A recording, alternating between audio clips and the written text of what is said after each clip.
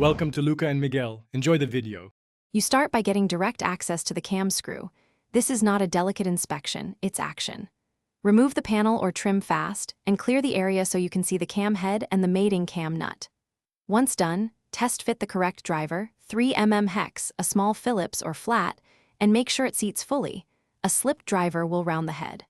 Also, brace the assembly with one hand or a clamp to stop any rotation while you work. Now you remove the cam screw by controlling both sides.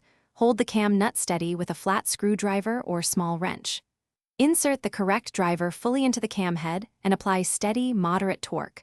Short, firm strokes work better than jerky pulls. As you turn, the cam will unhook from its mating groove. Keep pressure on the nut to prevent it from spinning free. Pay attention to any dowel or cam follower that will slide out once the cam clears. Guide it so it does not fall into the cabinet. Finally, pull the cam screw straight out while keeping the surrounding parts supported. This prevents pins or dowels from dropping.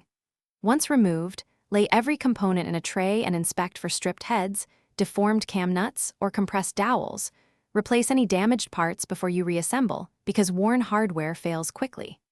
If the cam is seized, apply penetrating oil for 10 to 15 minutes, and use gentle heat or a small vise to coax it.